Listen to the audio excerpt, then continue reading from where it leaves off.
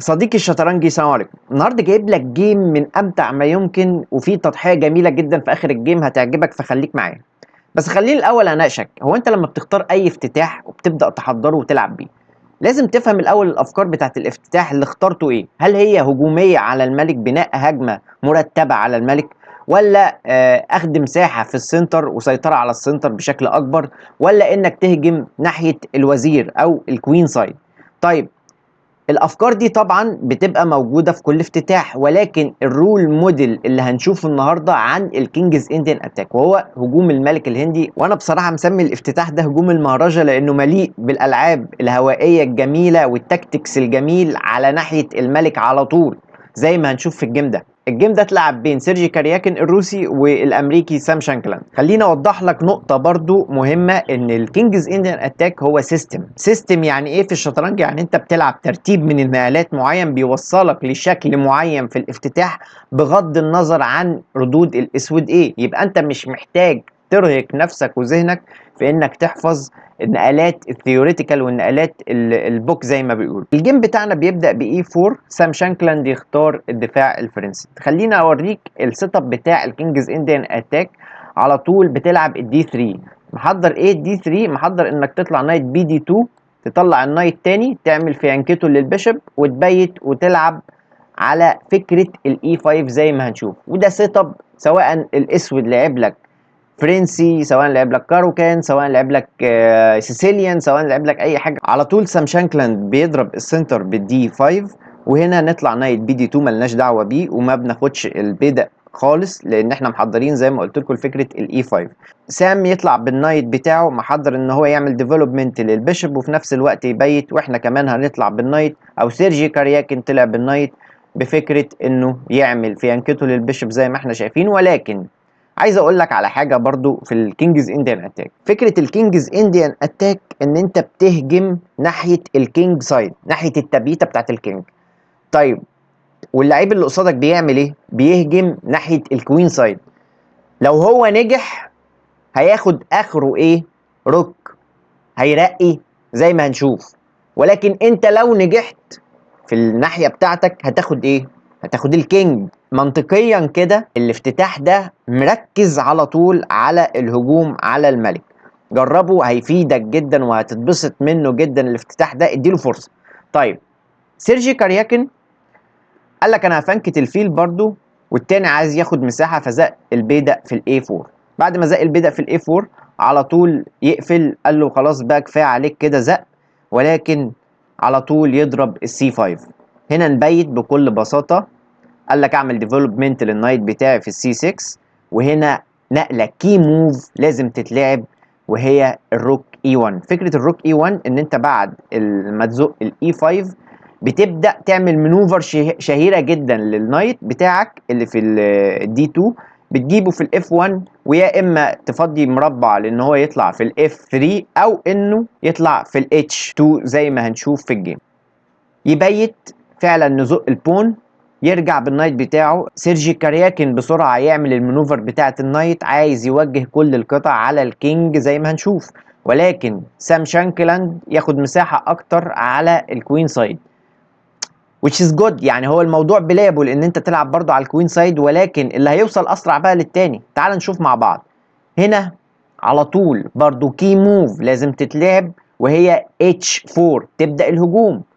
طيب، وبعدين على طول يفنكت البيشب بتاعه في البي 7 H5.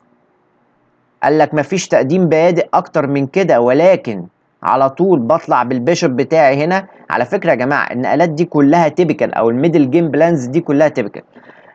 تيبيكال يعني اللي هو يعني كتير جدا هتطبقها بالشكل ده. وطبعا عايز زي ما قلت لكم نطلع هنا في هنا. طلع بالكوين بتاعه في البي 6. وهنا على طول عايزين فكره التضحيه بتاعت البيشوب في البيدق ده، وهي تضحيه جميله جدا. اي تضحيه في التو بونز بتوع الكينج يعتبر جميله جدا واكسبت، تمام، لو هي تفتح لك لعب. بس لو الكوين بتاعك لوحده على الكينج، دي ما تعتبرش هجمه. لازم يكون معاك قطع او قطعتين عشان تبني هجمه افكتيف، تمام. طيب، هنا سام شانكلاند يجيب الروك ومجحفل كل القطع على ناحيه الوزير. واحنا هنعمل ايه؟ هنجحفل احنا كمان ناحيه الكينج بزق بيدق الجي 4. يا خبر ابيض، ده انا عايز ازق كمان الجي 5 وافتح لعب زي ما هنشوف، ولكن هنا سام شانكلاند يحس بالخطوره ويرجع بالكوين في الدي 1، وهنا على طول بنعمل المانوفر بتاعتنا بتاعت النايت في الاتش 2. هنا سام شانكلاند يلعب الروك في الاي 6، فكره انه يجيب الروك في البي 6 ويعمل بريك ثرو بدفع بيدق البي. طيب احنا هنعمل ايه؟ برضو احنا شغالين في فكرتنا على ناحيه الكينج سايد. قال لك انا هدخل بالكينج في الاتش 1. عايزه ايه دخلة الاتش 1؟ عايزه ان انا اجيب الروك بتاعتي، وهو هنا شغال في الخطه بتاعته. الخطه بتاعته ان هو يعمل بريك ثرو زي ما هنشوف. برضو انا ماليش دعوه بيك، وانا هجيب الروك بلاين اب على الكينج لان انا عايز الكينج. طيب وبعدين يا عم انا مش شايف هجوم واضح على الاسود، ولكن الاسود يرجع بالنايت. قال لك انا هقرب قطعه دفاعيه للكينج جنب الكينج، والنايت طبعا جنب الكينج بيبقى قطعه افكتيف جدا في الدفاع. طيب هنا الابيض ممكن يلعب ايه كافكار؟ يفكر كده سيرجي كارياكن ويقوم ضارب بيدق في بيدق الاول، ويعمل بدائين بصراحه شكلهم خطير للاسود، ولكن هنا بزق البون ده زقه جميله كويت موف، محضر لفكره تانية. فكره ايه يا عم سيرجي؟ ان انا هرجع بالبيشب واعوج البيشب بتاعي في الدي 3 ضارب الدياجونال ده. فكره بوزيشنال جميله جدا، ولكن سام شانكلاند عايز يعمل ثريت معين ان هو يضغط على البون ده، وفي نفس الوقت يجي بالنايت هنا، وده اللي حصل فعلا في الجيم. ولكن سيرجي كارياكن الاول يزق بيدا الجي عشان يبدا يخلق اوبن فايل للروك تشتغل. تمام، ودي طبعا سمه من سمات الهجوم ان انت تاكتف الروك في الاوبن فايل بتاعك. انسب حاجه لاكتيفيتي الروك انها تكون في الاوبن فايل. طيب هو هنا ينط بالكوين اجباري، الكوين لازم يرجع في السي 8 والا هيخسر البون ده، وهيبقى تو كونكتد بونز جامدين جدا. طيب سام شانكلاند قال لك انا مش هستنى لما يفتح الفايل على الروك وهاكل انا البون تيكس، وساعتها البيشوب هيتيك. وهنا سام شانكلاند يزق البون في البي 3. فكره البي 3 ان انت لما باكل انا البون ده، وطبعا ديسكفرد اتاك على الكوين، ولكن ده ما حصلش في الجيم. وسيرجي كارياكن قال لك انا هريموف الديفندر. فين الديفندر عندنا؟ وهو البيشوب ضارب الدياجونال ورا وسبورتد بالكوين. طيب راح خد البيشوب على طول، كوين تيكس. وهنا سيرجي كارياكن قال لك الفايل بقى سيمي اوبن، خلاص الروك مفتوحه لها. طيب انا هعوج البيشوب بتاعي في نفس الفكره اللي انا عايزها في الدي 3، ولكن هنا يلعب الاي 3. فكره جميله. انا طبعا عايز فورك، هات كوين وهات روك. اوه، هنا سيرجي كارياكن يقعد كده ويفكر ويقول له انت لعيب ضاد، ويقوم ضارب روك تيكس، تضحيه اسطوريه جميله للروك في الجي بون بتشيك. لازم ياكل ولا ياخد تشيك ميت. طيب كل وبعدين انا مش شايف اي حاجه.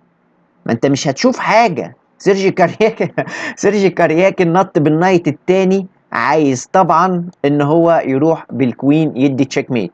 يعني لو كان الاسود عمل حاجه زي كده طبعا بياخد تشيك، بينزل بياخد تشيك يضحي، وهنا unstoppable ميت بالشكل ده. طيب هو ما عملش كده في الجيم، ولكن هو عمل ايه؟ على طول زق الاف 5 بون. فكره الاف 5 بون ان انا يعني سام شانكلاند بيفكر ان هو كده كده هيجيب كوين بعد ما ياكل البي 2 بون. فمش مشكله ان انا اخسر الكوين بتاعي، ولكن هنا سيرجي كارياكن قال له انت خسرت الجيم يا باشا، وعلى طول ياكل تشيك فوركينج والكوين. سيرجي ياكل على طول الكوين ويقول له شكرا، محضر طبعا لفكره الكوين بتشيك وافكار متات، لان طبعا الكينج لوحده مش كفايه، وطبعا النايت جنبه في اتاك جامد عليه لان في نايت وفي بيشوب هيخش في اللعب زي ما هنشوف. ولكن هنا سام شانكلاند يلعب البون ويقول له انا هرقي كوين غصب عنك ومش هتقدر تعمل لي حاجه. هيقول له شكرا على الجيم ويديله تشيك. يعمل ايه بقى في التشيك دي؟ قال لك انا همشي بالكينج. طب بعد ما يمشي بالكينج هقدم البون.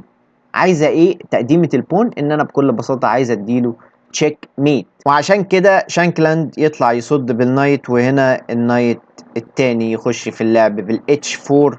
هات النايت بتاعك. طبعا برضو ما تقدرش تاكل لان هتاخد كش مات في واحد. طيب انا هجيب كوين. هي جبنا كوين ولكن خد ميت جميله. تشيك الاول وبعد كده تشيك في الجي 7.